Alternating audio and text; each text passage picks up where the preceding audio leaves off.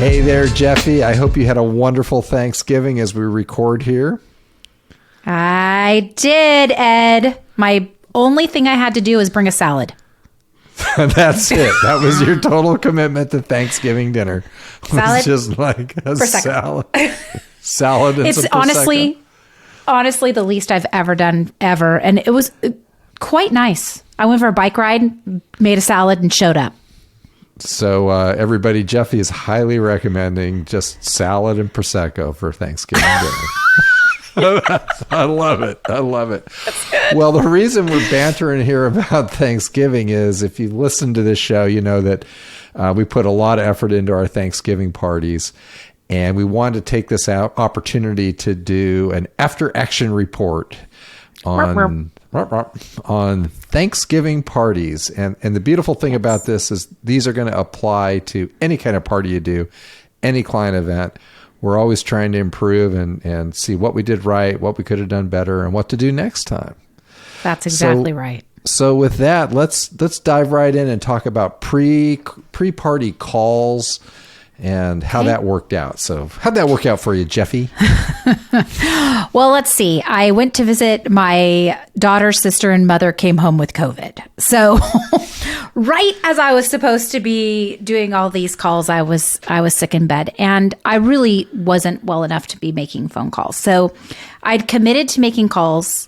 I'd committed to a competition with Brian Yampolsky in Arizona. I'd committed to you to have these done, and I just couldn't do them. And I felt like you were there pounding them out. You were doing all these things. I was having FOMO. I was thinking, screw it. I'm not going to do this party.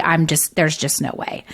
And then once I started feeling better, I went, nope, put your big girl panties on. Let's make this happen. And I did, and I'm very glad I did. So my takeaway from that little piece is, don't make excuses not to do something. Do what you need to make it happen, even if it's not exactly how you want it to be. Yeah, that's a great takeaway because you have this big event, pressure point, life gets in the way, and the temptation is to say, I can't. But no, you can. You just power through and you do the best. And you had a beautiful, wonderful event. We're going to talk in more detail on that. Yeah. I know for me and my call lead up, I made a commitment to make sure that everybody we invited was called. And that was a big commitment. And I had to delegate, which I struggle with, delegation. I had to delegate to Beth to help on the calls. And she completely showed me up. It was beautiful. Which is amazing. I know. I gave her the first stack of 20. I'm like, hey, call these. I kind of give her the script and what to do. And I kind of settle in, and I'm calling my people. And then I think I'd done 6. And then she comes in, hey, 20's done. And I'm like, what? What? So, I know. Isn't that amazing? Keeps us on point, right? Yeah. So I'm like, dang it, I'm not going to let her beat me. So the call volume just went through the roof. We were having a lot of fun with it. So that's awesome. Lean into your people and delegate, and you'll get big results. And so that was agreed. That was great. So I think with that, we wanted to hit some key points that we did, things we added. Start there. And I think there were some really good takeaways for future events and what we're going to do. So you want to talk about the speeches idea and what we did there? Sure. So last year at the end of my event, I thought, holy crud, I didn't even thank people for coming. I didn't stop. I always do a toast. I do a toast when people come over to the house for dinner. I do a toast, at dinner every night. I love giving toasts, but here I have this huge party and I'm not even thanking people for being there. So I was very grateful. You put together a really awesome outline that kept me, and I'm assuming you, on task and really just made a very succinct, short, truly from the heart toast that covered a few things. Do you want to talk about those things? Sure. I think it's a great opportunity to do that. And what we did is kind of sat back and wrote a speech. But you and I are both people that don't want to read a speech. You don't want to read a speech. Nobody wants that. So we wrote it out and then we hit 4 key bullet points. Right. which was express gratitude, Yep. tell some stories, go through, asking for a referral and doing that and being very specific on what that looks like. And then closing with a genuine expression of gratitude. And so there were like these there were these key points. And you and I were both celebrating 20 years in our businesses. So we had some material to work with. Yeah. And it came from, I know from talking to you, and it was for me as well, it came from the heart. Yeah. And it landed really well. Exactly. And, it's funny because I am very much, I don't like scripts. I don't like things written out. I don't like any of that. But I think the more mature I get in business and in this job, the more I realize an outline is fantastic, because an outline is truly not script. What it is purpose. Mm-hmm. So noodle on that, everybody. The next thing we did this year is we did professional photos. Yes. And there's a backstory there. And, we would, on the events that we've done in the past, Jeff and I would talk about it. And it's like, how'd it go? And it's like, it's great, but I only got one picture.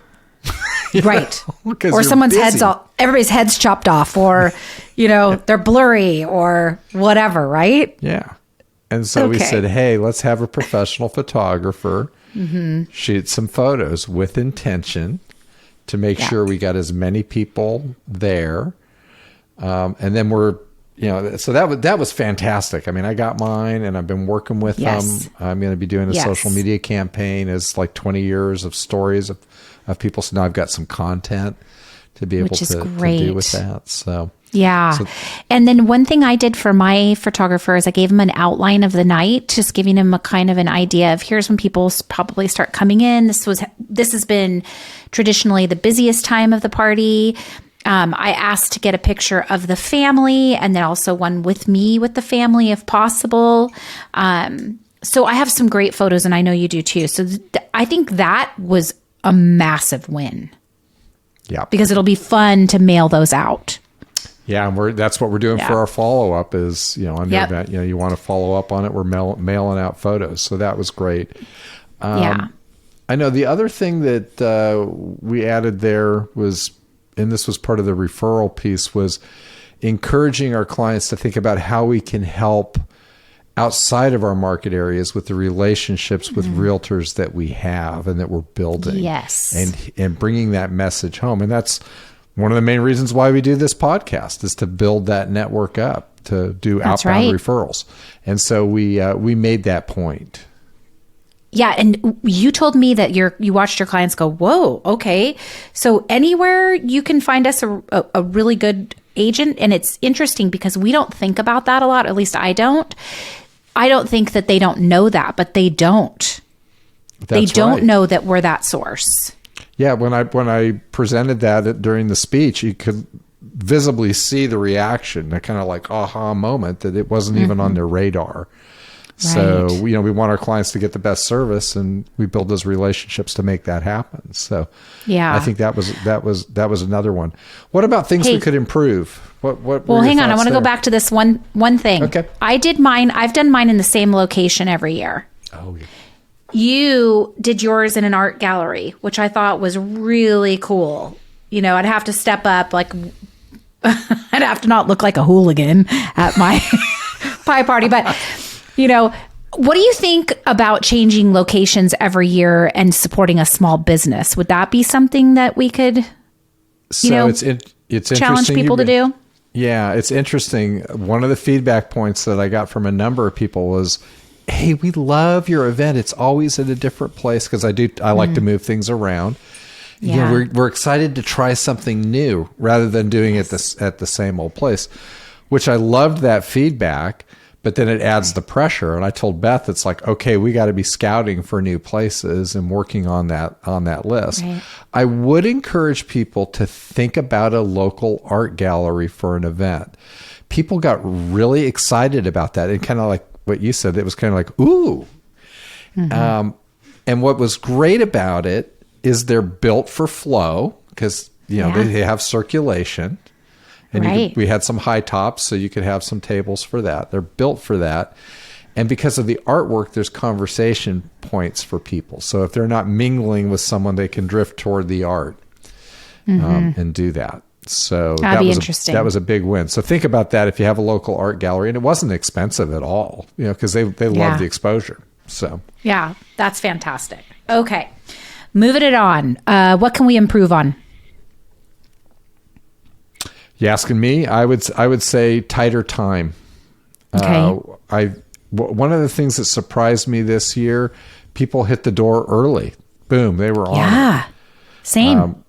Same. What time did yours start? So mine started at 5, and most people were there by 5:30. Where last year most people weren't there until about 6:30. Yep.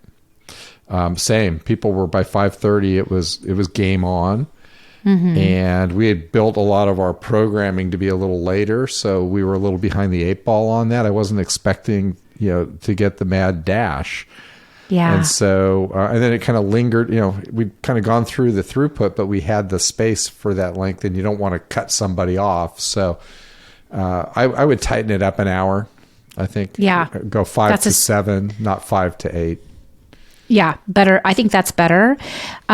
Here's something else, and we actually haven't discussed this, you and I, but Raquel, Joe, and I sit down at the end of every event, and we talk about the wins of that event, and we talk about the things we need to improve.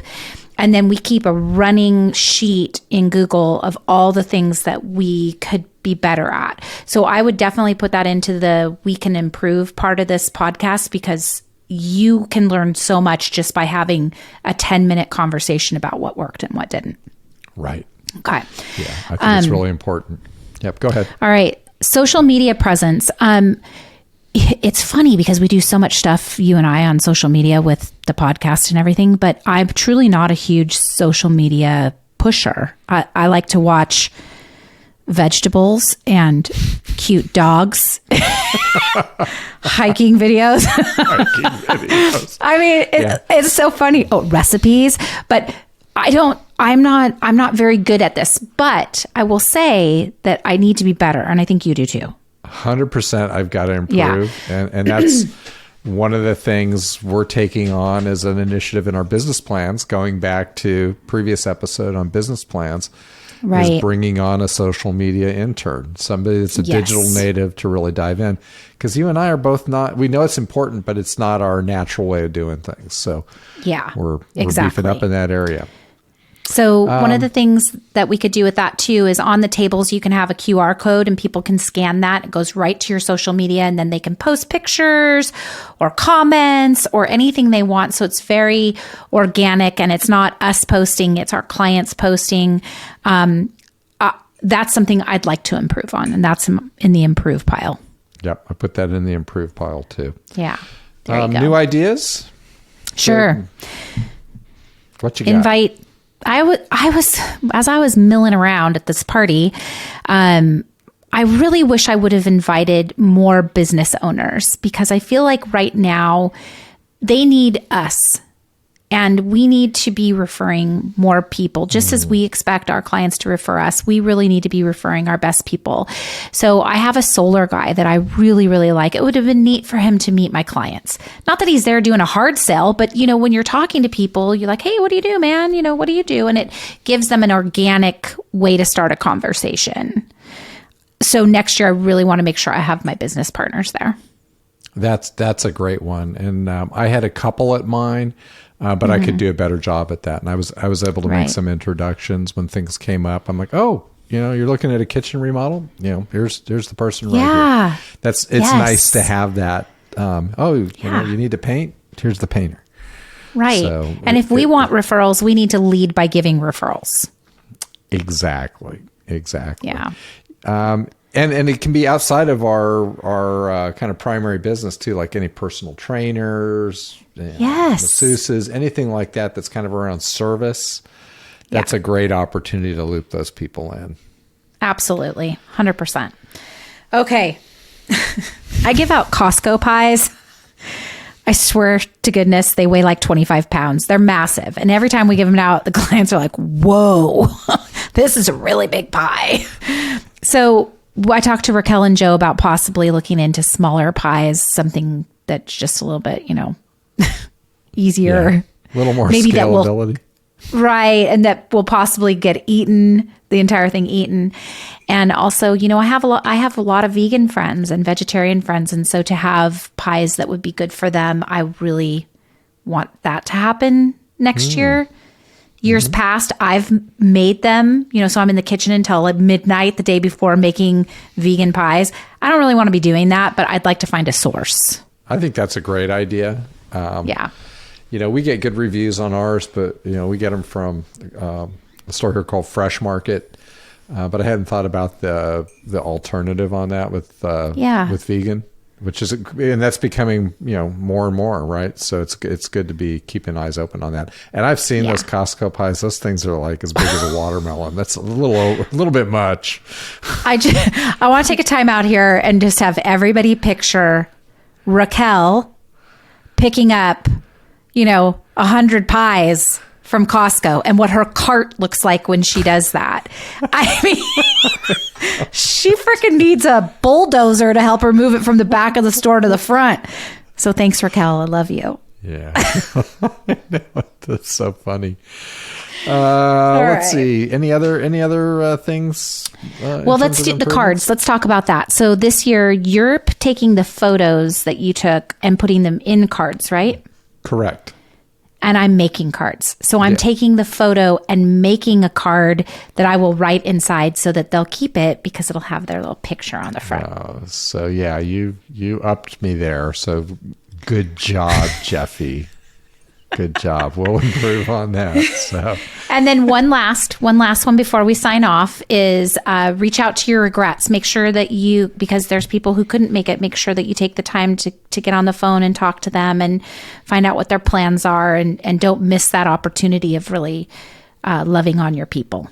Yeah. Anybody that couldn't make it, that's a great opportunity for this batch of calls coming into the end of the year or after any party to just rip through that and do it because you got a natural one there. Good. Well, great. I'm glad you had a wonderful Thanksgiving, Jefi, and you were able to do it with the salad and Prosecco. That's awesome. And I'm glad you did too with your little family. So everybody, thanks for listening. We appreciate you, and I hope you have a wonderful end of year.